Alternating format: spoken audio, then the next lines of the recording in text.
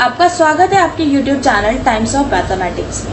आज का हमारा जो टॉपिक है वो है ऑर्गेनोमेटालिक कंपाउंड। आज हम ऑर्गेनोमेटालिक कंपाउंड के MCQ सॉल्व करेंगे। इससे पहले का जो चैप्टर है केमिस्ट्री 3D मेटल्स, उसके MCQ हम पहले ही कवर कर चुके हैं। अगर आपने वो वीडियो नहीं देखी है तो उस वीडियो का लिंक इस वीडियो के डिस्क्रिप्शन बॉक्स में गिवन है, आप वहाँ जाकर वीडियो को देख सकते हैं। इस वीडियो को ज़्यादा से ज़्यादा अपने दोस्तों के साथ शेयर करें और ऐसे ही MCQ के लिए चैनल को सब्सक्राइब करें। तो चलिए शुरू करते हैं। हमारा आज का टॉपिक है ऑर्गेनोमेटालिक कंपाउंड्स। ऑर्गेनोमेटालिक कंपाउंड्स क्या होते हैं? ऐसे कंपाउंड जिनमें कार्बन मेटल बॉन्ड हो। ऐसे कंपाउंड जिनमें कार्बन मेटल बॉन्ड्स हो उन्हें हम ऑर्गेनोमेटालिक कंपाउंड्स बोलते हैं। ऑर्गेनो से ऑर्गेनिक और मेटालिक से मेटल्स। ऐसे कंपाउंड जिनमें ऑर्गेनिक कंपाउंड्स हो और मेटल हो, ऐसे कंपाउंड्स को हम ऑर्गेनोमेटालिक कंपाउंड बोलते हैं। इन कंपाउंड में अगर at least one carbon metal bond भी अगर आपको मिलता है तो वो कंपाउंड्स भी ऑर्गेनोमेटालिक कंपाउंड्स होंगे। ठीक, तो इसके एग्जांपल देखते हैं। इसके एग्जांपल हैं कुछ, जैसे ग्रिग्नार्ड रिएजेंट। ग्रिग्नार्ड रिएजेंट क्या होता है हमारा? RMgX। R यहाँ पर आपका कोई ऑर्गेनिक मॉलिक्यूल लगता है, Mg आपका एक क्या होता है? मेटल होता है। सेकेंड एग्जाम्पल है butyl lithium. Butyl lithium BuLi। इसको अगर हम देखें तो इसका फॉर्मूला कुछ इस तरीके से है CH3CH2CH2 CH2Li। तो आप देख रहे हैं जो ये C और Li के बीच में जो बॉन्ड है, क्योंकि Li हमारा क्या है? एक मेटल है और C क्या हमारा? CH2 क्या हमारा? एक ऑर्गेनिक मॉलिक्यूल है। तो इसके बीच में जो ये बॉन्ड है इसको हम क्या बोलेंगे? Carbon metal bond. और ऐसे ही कंपाउंड जिनमें कार्बन मेटल बॉन्ड होते हैं उन्हें हम बोलते हैं ऑर्गेनोमेटालिक कंपाउंड। तो अब आगे देखते हैं। अगला पॉइंट है हमारा Wilkinson catalyst is an organometallic compound but it does not contain any metal carbon bond. तो क्या बोल रहा है कि जो हमारा विल्किंसन कैटलिस्ट होता है वो ऑर्गेनोमेटालिक कंपाउंड तो होता है बट उसमें कोई भी कार्बन मेटल बॉन्ड नहीं होता। क्यों नहीं होता? और नहीं होता है तो उसके बाद भी इसको हम ऑर्गेनोमेटालिक कंपाउंड क्यों बोलते हैं? तो हमारा विल्किंसन कैटलिस्ट का जो फॉर्मूला है वो ये है RHPPS3Cl। इसमें मेटल कार्बन बॉन्ड ना होने के बावजूद भी आपको ऑर्गेनोमेटालिक कंपाउंड दिखाता है, क्योंकि जब विल्किंसन कैटलिस्ट हाइड्रोलिसिस में जाता है तो जो इसमें ये फिनाइल रिंग होती है हमारी PS3, जो ये फिनाइल रिंग होती है हाइड्रोलिसिस होने के बाद डबल बॉन्ड को किस में कन्वर्ट कर देती है? हमारा सिंगल बॉन्ड में। और रोडियम हमारा यहाँ पर क्या कहते हैं? एक मेटल है और जब क्या कहते हैं बेंजीन रिंग जो सिंगल बॉन्ड है वो आपका किसके साथ? रोडियम के साथ बॉन्ड बनाती है तो हमारा क्या बनता है? एक मेटल कार्बन बॉन्ड बनता है, जिसके कारण हम इसको क्या बोलते हैं? Organometallic compound. ठीक, तो अब चलिए आगे स्टार्ट करते हैं। आगे फर्दर टॉपिक देखते हैं। हमारा फर्दर टॉपिक है classification of organometallic compound. Organometallic compound किस किस उसमें क्लासीफाई हुए हैं? तो सबसे पहला हमारा टॉपिक है simple organometallic compound. Simple organometallic compounds क्या होते हैं? Are those in which hydrogen atom is attached to metal atom. इसमें जो हमारा हाइड्रोजन एटम होता है वो डायरेक्ट मेटल एटम से अटैच्ड होता है। ठीक, जैसे Pb हमारा क्या है? मेटल है और यहाँ पर ये हाइड्रोजन से अटैच्ड है, तो इसको हम क्या बोलेंगे? Simple organometallic compound. ठीक, अब सिंपल ऑर्गेनोमेटालिक फर्दर 2 पार्ट्स में क्लासीफाई होता है। एक होता है हमारा सिमेट्रिकल, एक होता है अनसिमेट्रिकल। सिमेट्रिकल में क्या होता है? सिमेट्रिकल में हमारा होता है कि जो हमारा मेटल है वो दोनों तरफ सेम ऑर्गेनिक मॉलिक्यूल से अटैच्ड होता है। जैसे फॉर एग्जांपल अगर हम यहाँ देखें, हमारा जैसे हमने लिखा है अपना सिमेट्रिक वाला C2H5 इसका मतलब ये है कि ये सिमेट्रिकल कैसे है? जो हमारा Hg मेटल है वो दोनों तरफ सेम मॉलिक्यूल से अटैच्ड होगा, मतलब इधर भी C2H5 इधर भी C2H5। अगर ऐसा कोई ऑर्गेनोमेटालिक कंपाउंड अगर सेम मॉलिक्यूल दोनों तरफ हैं तो ऐसे को हम क्या बोलते हैं? Symmetric organometallic compound. ठीक, उसके बाद हमारा है अनसिमेट्रिकल।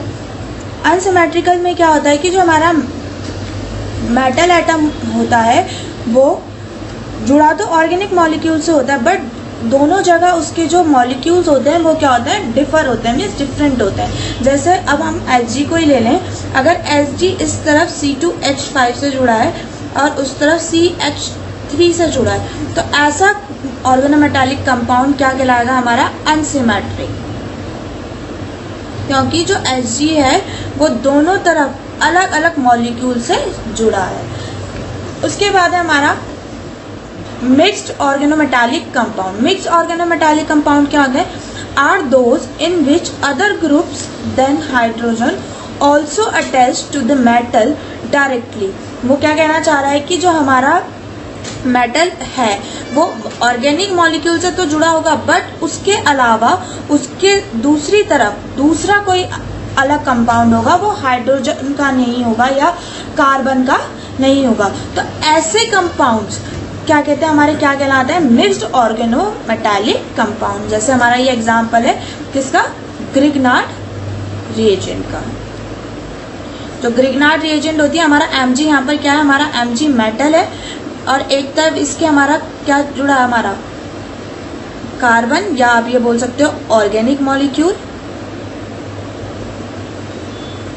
और दूसरी तरफ क्या, ऑर्गेनिक मॉलिक्यूल नहीं है। अगर ऑर्गेनिक मॉलिक्यूल जुड़ा होता तो हम इसको सिंपल ऑर्गेनोमेटालिक कंपाउंड बोलते हैं, बट यहाँ क्या जुड़ा है, Br, दूसरा मेटल जुड़ा है। तो ऐसे ऑर्गेनोमेटालिक कंपाउंड्स को हम क्या बोलते हैं, मिक्स्ड ऑर्गेनोमेटालिक कंपाउंड। अब आगे फर्दर टॉपिक पे चलते हैं हम। हमारा नेक्स्ट टॉपिक है इफेक्टिव एटॉमिक नंबर। ये टॉपिक बहुत इंपॉर्टेंट है, इससे रिलेटेड बहुत MCQ आपसे पूछे जा सकते हैं पेपर में। तो देखते हैं हमारा इफेक्टिव एटॉमिक नंबर क्या है।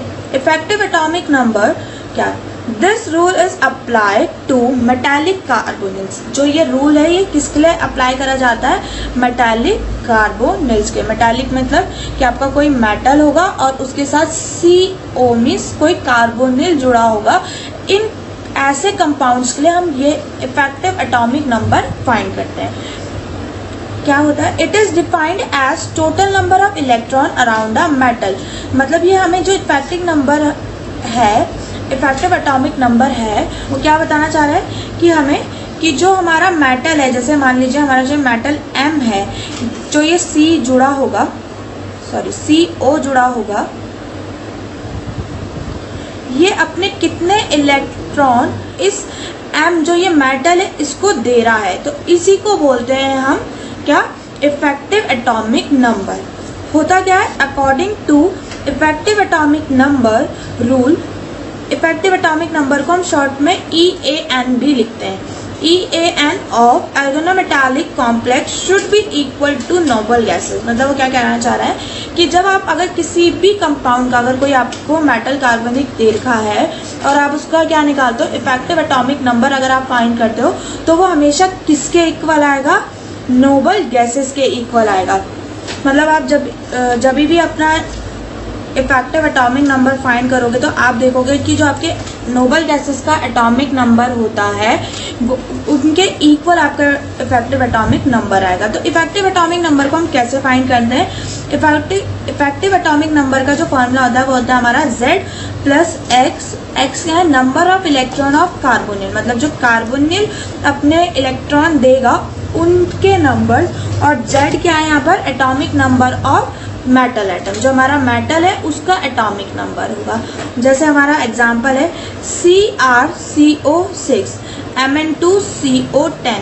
तो हमारा यहाँ पर Cr क्या है, एक मेटल है, और CO हमारा क्या है, कार्बोनिल है। ऐसे यहाँ पर Mn हमारा क्या है, एक मेटल है, और CO हमारा क्या है, एक कार्बोनिल है। तो हम इसका क्या फाइंड करेंगे, इफेक्टिव एटॉमिक नंबर। ठीक, अब हमारा नेक्स्ट टॉपिक है hybridization, ligands and geometry. Means जब लिगेंड्स की वैल्यू, लिगेंड्स के कितनी वैल्यूज होंगी, मीन्स अगर कोई हमारे को कंपाउंड गिवन है उसमें 6 लिगेंड्स है, 5 है, 4 है, जितने भी लिगेंड्स है, तो उन हाइब्रिडाइजेशन क्या होगी, ज्योमेट्री क्या होगी। अगर जिनके पास, जिस कंपाउंड के पास 6 लिगेंड्स हैं तो उसकी ज्योमेट्री होगी ऑक्टाहेड्रल। जिस कंपाउंड के पास 6 लिगेंड है उसके हाइब्रिडाइजेशन होगी D2sp3 और sp3d2। आप D2 को आगे या पीछे कैसे भी करके लिखें, मीन्स उसका आप चेंज कर सकते हैं ऑर्डर। ठीक, अगर लिगेंड्स 5 है, ज्योमेट्री ट्राइगोनल बाइपिरामिडल और sp3d होगी उसकी हाइब्रिडाइजेशन। ठीक, लिगेंड 4 तो टेट्राहेड्रल या स्क्वायर प्लेनर और sp3, लिगेंड 3 तो ट्राइगोनल बाइप्लेनर और sp2। अगर लिगेंड 2 तो ज्योमेट्री लीनियर और हाइब्रिडाइजेशन sp2। अब हम अपने करते हैं स्टार्ट MCQ। तो चलिए स्टार्ट करते हैं MCQ। तो चलिए शुरू करते हैं अपने MCQ। हमारा फर्स्ट क्वेश्चन है which compound is organometallic compound.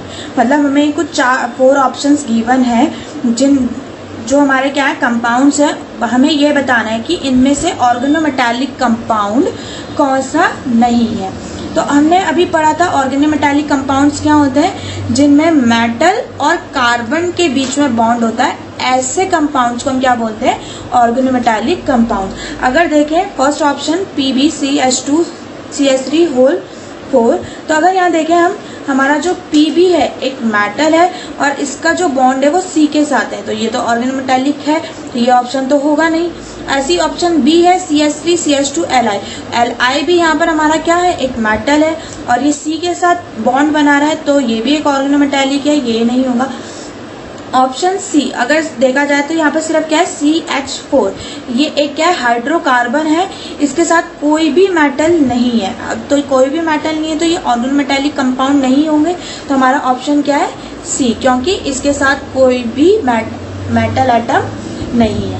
अब चलते हैं अपने नेक्स्ट क्वेश्चन नंबर 2 पे। हमारा क्वेश्चन नंबर 2 है which compound is not organometallic compound. हमें दोबारा से ये बताना है कि इन जो हमें कंपाउंड्स गिवन है इनमें से ऑर्गेनोमेटालिक कंपाउंड कौन सा नहीं है। अगर फर्स्ट ऑप्शन देखें तो Ap एक मेटल है, ये C के साथ बॉन्ड बना रहा है, तो यहाँ पे भी मेटल कार्बन बॉन्ड है। ऑप्शन बी देखें तो Hg हमारा एक मेटल है, ये भी एक कार्बन मेटल बॉन्ड बना रहा है। Zn भी हमारा एक मेटल है, ये भी क्या बना रहा है अपना मेटल कार्बन बॉन्ड बना रहा है। तो तीनों ही जो ऑप्शन है वो क्या बना रहे हैं, ऑर्गेनोमेटालिक कंपाउंड्स बना रहे हैं, मेटल कार्बन बॉन्ड बना रहे हैं। तो इनमें से तो कोई भी ऐसा नहीं है कि जो ऑर्गेनोमेटालिक कंपाउंड ना हो, तो हमारा आंसर है डी, नन ऑफ दिस। अब हमारा नेक्स्ट क्वेश्चन है question number 3, which compound is not organometallic. हमारा कौन सा कंपाउंड इनमें से ऑर्गेनोमेटालिक नहीं है। तो जो हमारा ये फर्स्ट कंपाउंड है ये है हमारा C5H5 2Fe, जिसको हम बोलते हैं पैरोसीन। और ये जो कंपाउंड है ये होता है हमारा जिस सॉल्ट। ठीक, जिस सॉल्ट। तो अगर हम इसमें देखें तो यहाँ पर जो प्लेटिनियम है ये एक मेटल है, ये क्या कहते हैं कार्बन के साथ बॉन्ड बना रहा है, कार्बन मेटल बॉन्ड बन रहा है, तो ये तो ऑर्गेनोमेटालिक है। यहाँ भी हमारा जो Fe है वो क्या है मेटल है, ये भी क्या कहते हैं कार्बन के साथ बॉन्ड बना रहा है, मेटल कार्बन बॉन्ड बन रहा है, तो हमारा पैरोसीन भी क्या है हमारा ऑर्गेनोमेटालिक कंपाउंड है। Option C A and B तो दोनों ही क्या है हमारे ऑर्गेनोमेटालिक कंपाउंड्स हैं, तो ना ए ऑप्शन ना बी ना सी, तो हमारा ऑप्शन सही कौन सा है D, none of this. Means इनमें से कोई भी ऐसा कंपाउंड नहीं है जो ऑर्गेनोमेटालिक कंपाउंड ना हो। अब अपने नेक्स्ट क्वेश्चन नंबर 4 पे चलते हैं। हमारा नेक्स्ट क्वेश्चन है first obtain transition metal organometallic compound is. वो क्या पूछ रहा है कि जो हमारा सबसे पहला ऑर्गेनोमेटालिक कंपाउंड था वो कौन सा था, जिसके बारे में स्टडी करी गई थी। तो हमारा जो सबसे पहला ऑर्गेनोमेटालिक कंपाउंड था वो था जिस सॉल्ट। जिस सॉल्ट को आप कैसे पहचानोगे, जिस सॉल्ट की पहचानने की वो होती है, इसका जो फॉर्मूला होता है वो होता है PtCl3C2H4। ठीक, तो जो जिस सॉल्ट होता है वो हमारा ऐसा होता है PtCl3C2H4। ठीक है, तो आपको ये याद रखना है कि जो हमारा सबसे पहला ऑर्गेनोमेटालिक कंपाउंड था जिसके बारे में हमने स्टडी करी गई थी वो था हमारा जिस सॉल्ट। ठीक, जिसका फॉर्मूला था PtCl3C2H4। ठीक, तो अब देखते हैं हमारा ऑप्शन ए तो है नहीं। Option B K2PtCl3C2H4। तो हमारा ये फॉर्मूला है PtCl3 जो हमारा जिस सॉल्ट के अकॉर्डिंग है, साथ में K2 है। K2 की जगह आपका कोई भी काउंटर आइटम हो सकता है, इससे आपको कोई वो नहीं लेना है। आपका दूसरा Pb भी हो सकता है, कोई दूसरा मेटल भी हो सकता है, तो ज़रूरी नहीं है। बस हमें क्या देखना है कि हमारे जो जिस सॉल्ट में क्या आना चाहिए, PtCl3C2H4, ठीक। और ऑप्शन डी है नन ऑफ दिस। तो इनमें से सही आंसर कौन सा है हमारा? ऑप्शन बी, ठीक। तो चलते हैं हम अपने नेक्स्ट क्वेश्चन की तरफ। अब जो हमारा नेक्स्ट क्वेश्चन है, question number 5, an example of olefin complex is. तो देखें ओलेफिन कॉम्प्लेक्स होते क्या है हमारे? ओलेफिन कॉम्प्लेक्स होते हैं, सिंपल मीन्स होता है ओलेफिन्स का means alkene. Means olefin means alkene in which at least one double bond are there. मतलब कि जो ऐसे कंपाउंड जिनमें एक सिंगल भी अगर डबल बॉन्ड आ गया तो हम उन्हें ओलेफिन कॉम्प्लेक्स बोल सकते हैं, ठीक है। तो देखते हैं कि जो हमारे ये जो हमें ऑप्शन दिए गए हैं, इनमें से ओलेफिन कॉम्प्लेक्स कौन सा है? ओलेफिन मतलब जिसमें डबल बॉन्ड हो। तो अगर हम ऑप्शन फर्स्ट देखें तो इसमें ट्रिपल बॉन्ड है, तो ये तो नहीं होगा। अगर ऑप्शन बी देखें, ऑप्शन बी है हमारा फेरोसिन, जिसका फॉर्मूला होता है C5H5 होल ट्वाइस Fe। तो इसमें तो कोई डबल बॉन्ड होता नहीं है, तो ये ऑप्शन भी नहीं है। सी जिस सॉल्ट, जिस सॉल्ट का हमने अभी फॉर्मूला पढ़ा था, हमारा जो जिस सॉल्ट होता है वो ये होता है PtCl3C2H4, ठीक। तो जब ये अपना कंपाउंड बनाता है, ये इस तरीके से बनाता है कि PtCl और ये होता है C2 डबल बॉन्ड CH2। तो ये अगर देखें हम, जिस सॉल्ट में एक हमारा डबल बॉन्ड आ रहा है जो है हमारा एल्कीन का आ रहा है, तो जो हमारा आंसर है ओलेफिन कॉम्प्लेक्स का वो क्या है? जिस सॉल्ट, ठीक है। अब चलते हैं अपने नेक्स्ट क्वेश्चन की तरफ। Effective atomic number. तो effective atomic number of NiCO4, हमें क्या फाइंड करना है? NiCO4 का इफेक्टिव एटॉमिक नंबर फाइंड करना है। हमें क्या करना है? अपना NiCO4 का इफेक्टिव एटॉमिक नंबर फाइंड करना है। तो इफेक्टिव एटॉमिक नंबर क्या निकालना है? एटॉमिक नंबर निकालना है, सॉरी, इफेक्टिव एटॉमिक नंबर निकालना है। तो इफेक्टिव एटॉमिक नंबर निकालने के लिए हमें सबसे पहले क्या पता होना चाहिए? एटॉमिक नंबर ऑफ निकल। एटॉमिक नंबर ऑफ निकल क्या है हमारा? 28। और जो हमारा कार्बोनिल है, कार्बोनिल को आपको याद रखना है कि जो हमारा कार्बोनिल होता है वो कितने इलेक्ट्रॉन देता है? Number of electron of carbonyl वो हमेशा हमें 2 इलेक्ट्रॉन्स देता है। और हमारे पास कितने कार्बोनिल है? 4। तो 2 × 4 कितना हो जाएगा हमारा? 8। तो जब हमने EAN का फॉर्मूला पढ़ा था, उसमें हमने पढ़ा था Z + X। Z क्या था? हमारा atomic number of metal. X क्या था? Number of electron of carbonyl. तो 28 + 8 = 36। तो हमारा जो NiCO4 है उसका इफेक्टिव एटॉमिक नंबर कितना है हमारा? 36। और तो इसका सही आंसर कौन सा है? C 36। आपको ये भी याद रखना है कि जो हमारा एटॉमिक नंबर होते हैं, ये इफेक्टिव एटॉमिक नंबर होते हैं, ये नोबल गैस के इक्वल आते हैं, ठीक। हमारा नेक्स्ट क्वेश्चन है effective atomic number of FeCO5।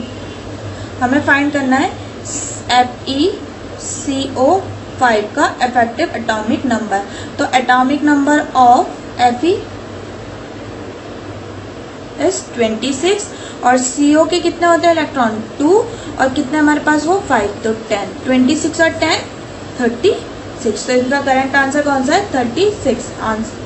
Option number B 36। अब हमारा नेक्स्ट क्वेश्चन है effective atomic number of CONH3 whole +3, ठीक। तो क्या हमें बताना है कि जो हमारा क्वेश्चन नंबर 8 है, इसमें CONH3 6 3 + का हमें इसे इफेक्टिव एटॉमिक नंबर बताना है। तो सबसे पहले हम क्या लिखेंगे, एटॉमिक नंबर ऑफ, ये जो हमारा CO है ये हमारा cobalt, effective number of cobalt is 27। ठीक, तो यहाँ हम क्या देख रहे हैं कि जो C है उसमें +3 का चार्ज आएगा, +3 चार्ज है तो +3 आएगा। अब अगर यहाँ पर प्लस का चार्जेस है तो आप वहाँ पर क्या करोगे, उस चीज़ को माइनस करोगे, उतने इलेक्ट्रॉन को आप माइनस करोगे। अगर वहाँ पर नेगेटिव चार्ज होता, मान लीजिए 3 नेगेटिव होता, तो आप क्या करते हो, उसको प्लस करते हो, और प्लस का चार्ज है तो माइनस करोगे। ठीक है, तो 27 में से 3 माइनस हुआ 24। और जो NH3 होता है इसके भी जो हमारे नंबर ऑफ इलेक्ट्रॉन होते हैं वो कितने होते हैं, हमारे 2 होते हैं। तो 6 एंड में तो 2 6 12, तो 24 + 12 36। तो हमारा जो आंसर है वो कितना है, 36। हमारा जो नेक्स्ट क्वेश्चन है वो हमारा है, find effective atomic number of CO pi C3H5CO3। Complex हमें गिवन है CO pi - C3H5CO3। इसका हमें क्या निकालना है, इफेक्टिव एटॉमिक नंबर निकालना है। तो जब ये याद रखिए, जो हमारे पाई इलेक्ट्रॉन होते हैं, ये हमारा क्या बता रहा है कि इसमें पाई इलेक्ट्रॉन है। तो पाई इलेक्ट्रॉन जिसका होता है उसके कितने कार्बन है वो उसके इलेक्ट्रॉन हो जाते हैं। ठीक है, तो अब इसका एटॉमिक हम इफेक्टिव एटॉमिक नंबर निकालते हैं। तो atomic number of CO means cobalt is 27, और पाई C3H5 के कितने इलेक्ट्रॉन होंगे, कितने कार्बन है यहाँ पर 3, तो 3, और CO के कितने होते हैं हमारे 2, और कितने वहाँ पर है 3 एटम है, तो 2 3 6। अब अगर हम इसको ऐड करते तो कितना होगा, 27 और 3 30, 30 और 6 36। तो इसका करेक्ट आंसर क्या है, 36, ऑप्शन बी 36। सर अब आप देख रहे होंगे कि हमने यहाँ 4 क्वेश्चन करे और 4 का जो हमारा आंसर आया वो 36 आया। तो ज़रूरी नहीं कि आपका 36 आएगा, वो नोबल गैस में से कुछ भी आ सकता है। नोबल गैस में हमारा नियन भी होता है, argon, krypton means 10, 18, 54, 86, effective number ये कुछ भी आ सकते हैं। ठीक है, हमारा जो नेक्स्ट क्वेश्चन है वो है मोनोन्यूक्लियर कार्बोनिल्स आर, मतलब मोनोन्यूक्लियर कार्बोनिल्स क्या होते हैं। तो सबसे पहले देखते हैं कि मोनोन्यूक्लियर्स क्या होते हैं। मोनोन्यूक्लियर क्या होता है,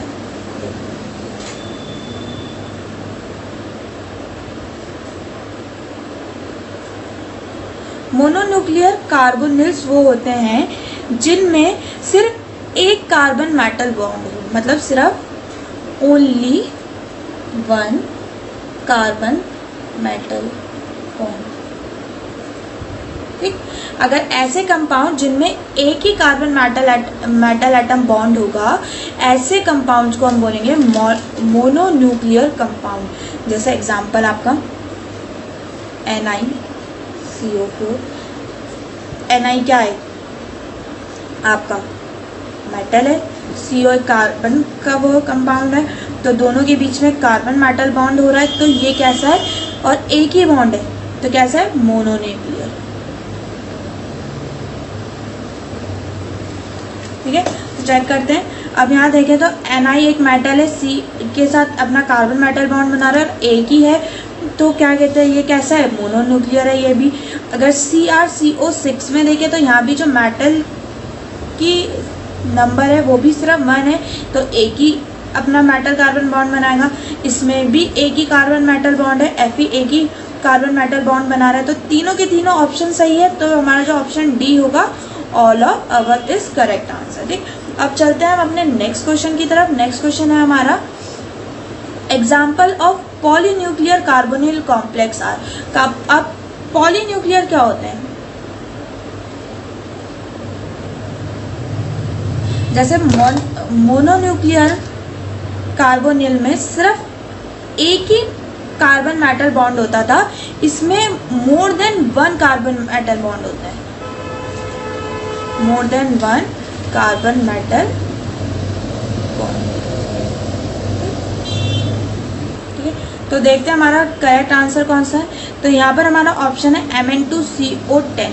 तो Mn2 मेटल से तो 2 मेटल कार्बन बॉन्ड बनाएगा, तो ये भी आंसर सही है।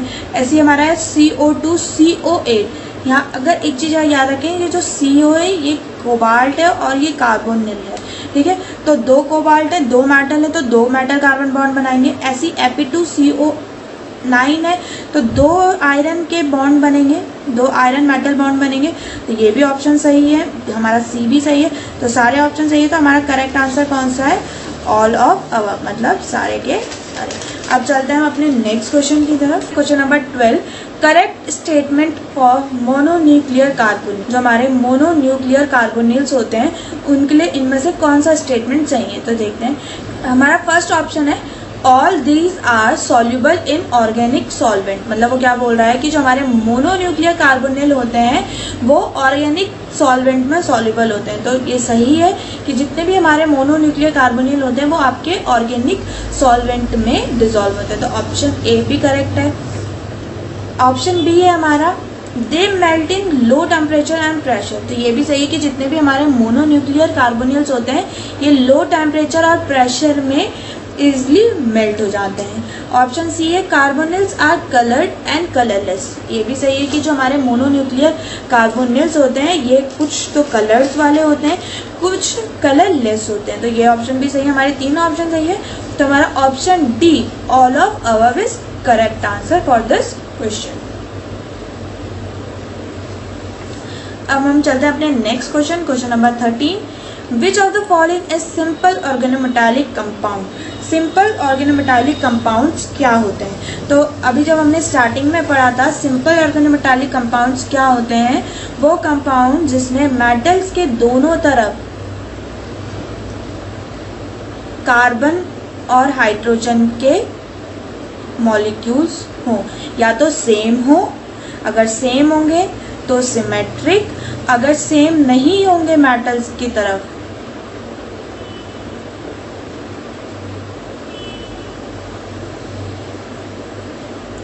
तो अनसिमेट्रिक। ठीक, तो देखते हैं अब हमारा ऑप्शन कौन सा है। अगर हम देखें तो पी भी हमारा एक मेटल है, इसके तरफ भी एक कार्बन बॉन्ड है और इसके तरफ भी एक कार्बन बॉन्ड है, तो ये भी हमारा सही है। नेक्स्ट क्वेश्चन ऑप्शन देखते हैं। ऐसे ना हमारा एक मेटल है, इसकी तरफ एक तरफ तो कार्बन है बट दूसरी तरफ दूसरा नॉन मेटल है, तो ये दूसरा एलिमेंट है। तो ये हमारा क्या है? सिंपल ऑर्गेनोमेटालिक कंपाउंड तो नहीं है, ऑर्गेनोमेटालिक कंपाउंड है बट सिंपल नहीं है।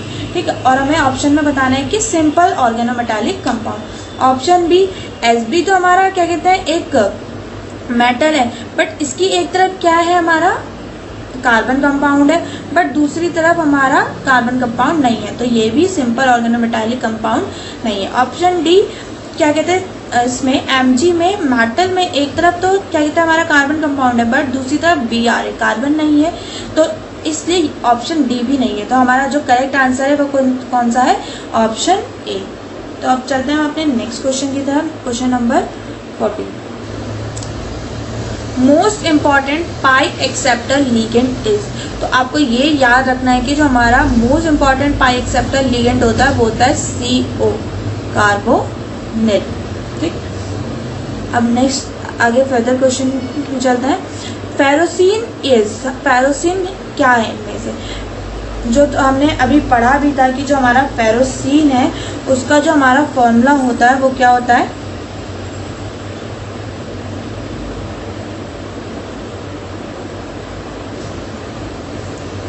C5H5 whole twice Fe।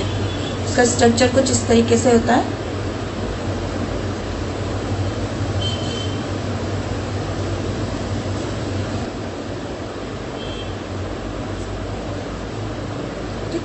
तो देखते हैं हमारा करेक्ट आंसर कौन सा है। फेरोसिन इज क्या होना चाहिए हमारा? FeC5H5 whole twice. तो यहाँ पर क्या है? K2Hc, ये तो नहीं होगा। ऑप्शन बी KPtCl3C2H4, ये तो हमारा क्या होता है? जिस सॉल्ट होता है, तो ये भी नहीं होगा। सी ऑप्शन है क्या? FeC5H5 whole twice. तो option C is a correct answer कि फेरोसिन हमारा क्या होता है? FeC5H5 whole twice. अब हमारा नेक्स्ट क्वेश्चन है structure of ferrocene. Question number 16 है हमारा स्ट्रक्चर ऑफ फेरोसिन। फेरोसिन का स्ट्रक्चर होता है वो कैसा होता है? सैंडविच स्ट्रक्चर होता है, सैंडविच की तरह। कि ए के ऊपर से दूसरा और Fe बीच में, ठीक है। तो जो हमारा पैरोसिन का स्ट्रक्चर होता है वो कैसा होता है, सैंडविच स्ट्रक्चर होता है। नेक्स्ट क्वेश्चन है हमारा, find effective atomic number of this complex, मतलब जो हमारे को कॉम्प्लेक्स दिया है ये C5H5CO2, इसका हमें क्या निकालना है, इफेक्टिव एटॉमिक नंबर। हमने इससे रिलेटेड आगे बहुत सारे क्वेश्चन करते हैं, तो आप लोग मुझे इस क्वेश्चन का आंसर नीचे कमेंट बॉक्स में करके बताएंगे कि इस क्वेश्चन का आंसर आपका क्या आ रहा है, ठीक। बस आपको ये याद रखना है कि यहाँ पर पाई C5H5 है, तो पाई का मतलब होता है कि कार्बन में जितने एटम है उतने उसके इलेक्ट्रॉन होते हैं, तो कार्बन के इलेक्ट्रॉन कितने हो जाएंगे हमारे यहाँ इस क्वेश्चन में, 5, ठीक है। तो चलते हैं हमने नेक्स्ट क्वेश्चन की तरफ। Question number 18, effective atomic number of पर Mn atom in Mn2CO11 complex. हमें क्या बताना है, कि जो हमारा ये Mn2CO11 कॉम्प्लेक्स है, इसमें हमें पर एटम Mn के पूरे की हमें पूरे का इफेक्टिव एटॉमिक नंबर नहीं बताना है, सिर्फ एक Mn के लिए बताना है। तो पहले तो हम पूरे के लिए निकालेंगे, तो atomic number of Mn is 25, और हमारे पास यहाँ कितना Mn है, 2, तो 25 इंटू 2 इज इक्वल्स टू 50। और CO के नंबर ऑफ इलेक्ट्रॉन कितने होते हैं हमारे पास, 2, और कितना एटम है, 11, तो 11 2 ज़ा 22। तो दोनों को आप ऐड करोगे, 50 प्लस 22 इज इक्वल्स टू 72। ये तो हमारे पूरे के लिए आया, हमें बट किसके लिए निकालना है, पर Mn के लिए। यहाँ पर Mn 2 है, तो आप किससे डिवाइड कर दोगे इसे, 2 से, तो हमारा आंसर आएगा इसका 36। हमारा करेक्ट ऑप्शन कौन सा है, 36। बट अगर हम चेक करें तो A 72 ये भी नहीं है, B 18 ये भी नहीं है, C 54 ये भी नहीं है, तो इनमें से तो कोई भी नहीं है, तो हमारा ऑप्शन D होगा, नन ऑफ दिस, ठीक। अब चलते हैं हम अपने नेक्स्ट क्वेश्चन की तरफ। हमारा क्वेश्चन नंबर 19 है, which of the following mononuclear carbonyls does not obey EAN rule, मतलब इन जो हमें ये मोनोन्यूक्लियर कार्बोनिल्स दे गए हैं, इनमें से कौन सा इफेक्टिव एटॉमिक नंबर रूल को फॉलो नहीं करता, ठीक है। तो चलिए चेक करते हैं। हमारे जो कंपाउंड है वो है FeCO5, NiCO4, CrCO6, BCO6, ठीक है।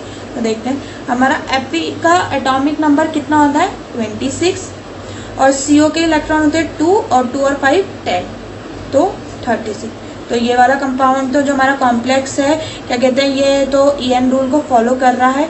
अब इसका क्या कहते हैं, NiCO4 का, Ni का एटॉमिक नंबर होता है आपका 28, CO के होते हैं 2, और कितने 4 एटम है, तो 2 4 जा 8, तो ये भी 36 आ रहा, तो ये भी कॉम्प्लेक्स आपका EN रूल को फॉलो करता है। अब इस कॉम्प्लेक्स का देखते हैं, Cr का एटॉमिक नंबर कितना होता है आपका 24, CO के कितने होते हैं 2, और 2 6 जा 12, अगर इसको देखें तो 36, ये भी पूरा फुलफिल कर रहा है। अगर यहाँ बात करें हमारा जो वेनेडियम होता है, इसका जो एटॉमिक नंबर होता है वो होता है हमारा 23, CO का इलेक्ट्रॉन होते हैं 2, और 2 6 एटम है, 2 6 जा 12, अगर आप इसको ऐड करोगे तो कितना आएगा 35, तो 35 तो हमारा नोबल गैस का एटॉमिक नंबर नहीं होता, तो इसलिए जो हमारा ये कंपाउंड है VCO6, ये हमारा क्या है, ये हमारा EAN रूल को फॉलो नहीं करता। तो हमारा जो इनमें से करेक्ट ऑप्शन है वो कौन सा है, EAN रूल को जो फॉलो नहीं करता वो है हमारा ऑप्शन डी,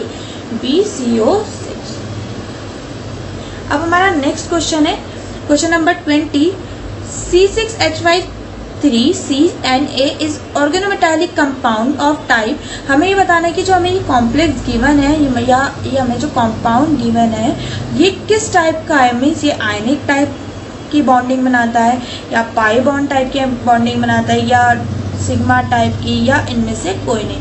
तो अगर हम देखें ये C और N के बीच में है, तो जो Na जो हमारा होता है वो हमेशा आयनिक बॉन्ड बनाता है, Na जो है हमारा हमेशा आयनिक बॉन्ड बनाता है, तो इसलिए जो हमारा ऑप्शन ए होगा करेक्ट आंसर होगा कौन सा, आयनिक टाइप। अब चलते हैं हम अपने नेक्स्ट क्वेश्चन की तरफ। क्वेश्चन नंबर 21, जिस सॉल्ट इज, जो हमारा कि इनमें से जिस सॉल्ट कौन सा है, तो तो हमने पढ़ा भी है कि जो हमारा जिस सॉल्ट होता है वो कैसा होता है, या उसका फॉर्मूला स्ट्रक्चर कैसा होता है, PtCl3C2H4, ये होता है आपका मेन। इसके बाद आप कोई भी एलिमेंट आप लगा सकते हो। तो अगर हम इसमें से चेक करें कि हमारा कौन सा होता है, तो अगर ऑप्शन ए देखें तो PtCl3C2H4 इसमें भी है, ऑप्शन बी PtCl3C2H4 इसमें भी है। मैंने पहले भी बताया था कि आप बाहर कोई भी एलिमेंट आपका इसमें हो सकता है, बस हमें क्या देखना है कि इसके अंदर ये वैल्यू होनी चाहिए PtCl3C2H4। तो इसका जो करेक्ट ऑप्शन होगा वो कौन सा होगा, सी वाला, ए एंड बी बोथ। अब चलते हैं हम अपने नेक्स्ट क्वेश्चन की तरफ। नेक्स्ट क्वेश्चन है mononuclear carbonyl first discovered by. जो हमारा मोनोन्यूक्लियर कार्बोनिल है वो सबसे पहले किसने डिस्कवर्ड करा था। तो ये याद रखने की बात है कि जो मोनोन्यूक्लियर कार्बोनिल है वो सबसे पहले किसने डिस्कवर करे थे, ए मॉन्ड ने। और इन्होंने किस एलिमेंट के साथ डिस्कवर करा था, इसे Mn मैग्नीज के साथ इन्होंने इसको डिस्कवर करा था। ए मॉन्ड ने डिस्कवर करा था जो हमारे साइंटिस्ट थे, और मैग्नीज एलिमेंट के साथ डिस्कवर करा था, ये आपको याद रखना है, ठीक है। अब हम नेक्स्ट क्वेश्चन करते हैं अपना। Organometallic compound is not formed by. जो ऑर्गेनोमेटालिक कंपाउंड है वो किससे फॉर्म नहीं होता। तो ऑर्गेनिक मेटालिक कंपाउंड बोरोन से भी फॉर्म होते हैं, आर्सेनिक से भी आप फॉर्म कर सकते हो, सिलिकॉन से भी फॉर्म कर सकते हो। बट एक ऐसे चैलोजेंस हमारे एक ऐसे होते हैं, चैलोजेंस ग्रुप हमारा ऐसा होता है जिससे ऑर्गेनोमेटालिक कंपाउंड फॉर्म नहीं होते। चैलोजेंस क्या होते हैं हमारे, ऑक्सीजन फैमिली। ऑक्सीजन फैमिली को हम क्या बोलते हैं, चैलोजेंस, ठीक है। अब करते हैं हम अपना नेक्स्ट क्वेश्चन। हमारा नेक्स्ट क्वेश्चन है out of CrCO6 and AgNH3 हमें क्या बताना है कि जो हमारे को ये दो कंपाउंड दिए, मैंने इस वाले को, पहले वाले को A मान लिया, दूसरे वाले को B मान लिया। तो हमें बताना है जो हमारे पे दो कंपाउंड है A और B, इनमें से ये वाला स्टेटमेंट, जो चार स्टेटमेंट है, इन्हें फुलफिल कौन नहीं करता। पहला स्टेटमेंट कि EAN रूल, मतलब इफेक्टिव एटॉमिक नंबर, ए वाला तो फॉलो करता है पर बी नहीं करता। या ऑप्शन बी कि बी तो करता है बट ए नहीं करता। या ऑप्शन सी कि दोनों करते हैं, और ऑप्शन डी दोनों ही नहीं करते। तो चेक करते हैं कि हमारा कौन सा कंपाउंड इनमें से EAN रूल फॉलो नहीं करता। अगर देखें हमारा कंपाउंड है CrCO6, जिसको हमने ए माना, और जिसको हमने बी माना वो है हमारा AgNH3। तो क्रोमियम का जो एटॉमिक नंबर होता है वो कितना होता है, atomic number of chromium is 24। CO है तो 2 × 6 मीन्स 12, 24 और 12 36। तो ए वाला तो ओबे कर रहा EAN रूल को, मतलब फॉलो कर रहा है। अब देखते हैं बी वाला कर रहा है या नहीं कर रहा। एटॉमिक नंबर ऑफ Ag इस 47, बट यहाँ एक प्लस का निशान है। मैंने पहले भी बताया था अगर प्लस का निशान आएगा तो क्या करना है हमें, उसमें से एक माइनस। 46 और NH3 का कितना होता है 2, और 2 2 जा 4। NH3 के इलेक्ट्रॉन कितने देता है, इलेक्ट्रॉन बॉन्डिंग बनाने के लिए 2, और उसके पास 2 आइटम और हैं तो 2 2 4 और 46 और 4 50। तो इसका कितना आ रहा है EAN रूल 50। तो ये क्या कहते हैं, हमारा EAN रूल को फॉलो नहीं कर रहा। तो आप देखते हैं अब हमारा ऑप्शन करेक्ट कौन सा है। तो हमारा ऑप्शन ए करेक्ट आंसर है कि ए वाला तो ओबे कर रहा है EAN रूल को, बट बी वाला ओबे नहीं कर रहा है, ठीक है। तो हम चलते हैं अपने नेक्स्ट क्वेश्चन की तरफ। हमारा नेक्स्ट क्वेश्चन है KBC6H54 नेम्ड एज। जो हमारा ये कंपाउंड है इसका नेम हम कैसे रखेंगे। तो सबसे पहले हमारा जो काउंटर आइटम होता है उसका नाम आता है, ये क्या है हमारा पोटेशियम। तो अगर हम देखें तो तीनों में पोटेशियम है, ठीक। तो इन तीनों ऑप्शन में से आपका कोई भी आंसर हो सकता है। अब उसके बाद नेमिंग आती है लिगेंड्स की। लिगेंड्स में यहाँ पर कितना है 4, मीन्स टेट्रा, ये क्या है हमारा फिनाइल, टेट्रा फिनाइल बोरेट। तो इसमें से करेक्ट आंसर कौन सा हमारा, option B, potassium tetra phenyl borate. I hope आपको ये MCQ समझ में आए होंगे। तो ज़्यादा से ज़्यादा इस वीडियो को शेयर करें और ऐसे ही MCQs के लिए इस चैनल को सब्सक्राइब करें। Thank you.